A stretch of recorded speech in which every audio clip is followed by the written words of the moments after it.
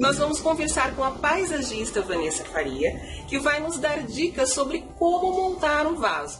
Olá, Vanessa, tudo bem? Olá, tudo bem. Você pode, por favor, nos dizer quais são as ferramentas básicas que nós temos aqui para conseguirmos montar um vaso em casa mesmo? Nós temos aqui uma tesoura para poda, uma pá, um regador e depois temos alguns outros itens que são necessários para a montagem do vaso, que conforme a gente for montando, nós vamos explicando para que serve cada elemento que está na mesa. Ok, e Vanessa, quais são os tipos, os modelos de vaso que tem no mercado hoje, que estão sendo bem utilizados, que você gosta de indicar para os seus clientes? Nós temos uma variedade de vasos hoje em dia. Nós temos o cerâmica natural, cerâmica pintado, temos os vietnamitas, temos o esmaltado, que é um cerâmica esmaltado que é nacional, que nós imitamos do vietnamita.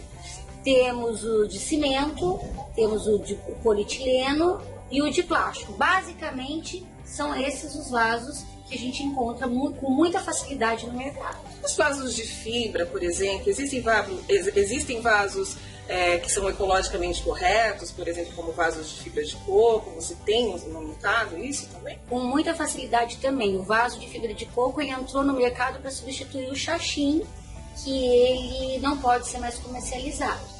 Então, existem várias marcas e a pessoa tem que atentar com isso, porque tem algumas que usam produtos mais naturais e outros que usam alguns produtos artificiais que acabam ficando agressivos para a planta. Então, tem que dar uma observada nisso, mas também encontra com muita facilidade no mercado. Hoje nós escolhemos um vaso de cerâmica esmaltado, é um vaso nacional. E limita os vietnamitas. Ele é um tamanho ideal tanto para você colocar em cima de um aparador ou de repente num canto da sala. E nós temos que trabalhar, atentar com o tamanho da planta que a gente vai colocar, por conta da estrutura do vaso, que não é muito grande. Então tem que pensar na raiz e numa planta que não tem um desenvolvimento muito grande. Hoje nós escolhemos para plantar aqui uma Rhapis, que é uma planta muito comum, mas ela é muito resistente para a área interna e ela é muito usada tanto na área de residência como em consultórios, escritórios. É uma planta bem bacana porque ela tem muita facilidade de adaptação do ambiente. Então ela pode ser usada interna ou externamente também? Não, essa aqui é só interna. Área interna, tá? Okay. Então nós vamos começar. Primeira coisa que a gente vai colocar no vaso um detalhe muito importante que às vezes as pessoas confundem é vaso e cachepô. Tudo que você for plantar precisa ter um furo embaixo do vaso. Para poder plantar, precisa estar furado. Se não for furado, é um cachepô. E se for um cachepô, ele só serve para parte decorativa. E na verdade o cachepô é algo que a gente põe revestindo o vaso. O vaso vai dentro de um cachepô. Exatamente. É isso? Tá? Mas hoje nós vamos trabalhar com um vaso. Vamos começar com a argila expandida.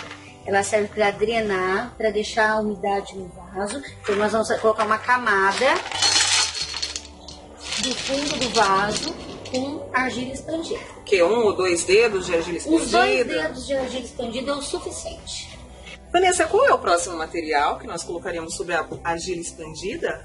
Nós vamos estar trabalhando com a manta de bidim. A manta de bidim ela é um tecido drenante. Ela fica entre a terra e a argila. Ela ajuda a drenar. Certo. E ela vai servir como uma camada de proteção para que essa terra não vaze entre a argila e aí vai se perdendo com o tempo conforme a regra, entende? Agora nós vamos colocar a terra vegetal. Terra é tudo que envolve a planta na natureza. E aí existe a terra boa e a terra ruim. A terra boa quanto mais componente orgânico ela tiver, melhor ela é. Então assim, a terra quanto mais escura, melhor ela é. Mais nutrientes para Mais planta. nutrientes para a planta você vai ter numa terra mais escura. E aí você vai colocar...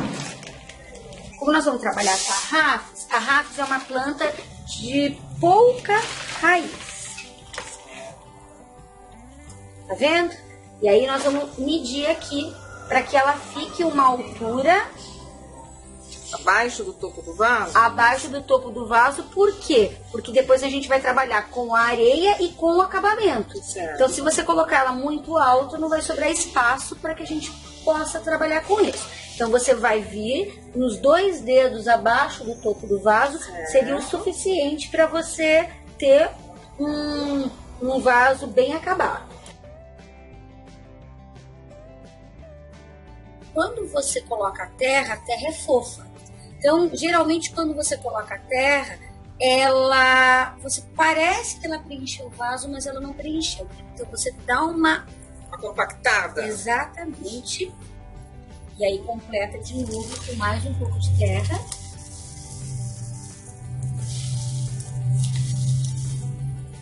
Depois que você molhar essa terra, também é necessário compactar um pouco mais ou não?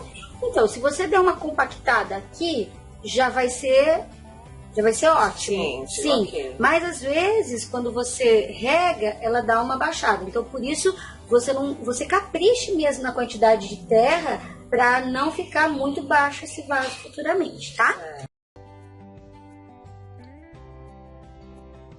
Aí depois da terra, a gente vai fazer um acabamento com areia lavada. Ela vai dar um melhor acabamento no vaso. E se a gente trabalhar com o seixo branco, né, que são aquelas pedrinhas brancas, ela vai evitar o contato da pedra com a terra.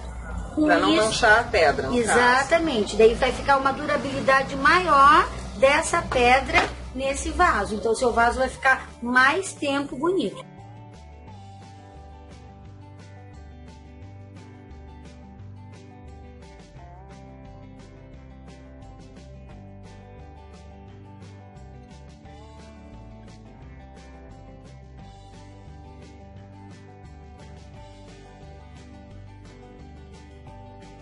E então, gostou demais essa dica? Se quiser saber um pouco mais sobre paisagismo, arquitetura e decoração, acesse o nosso blog, o construir.arc.br/blog.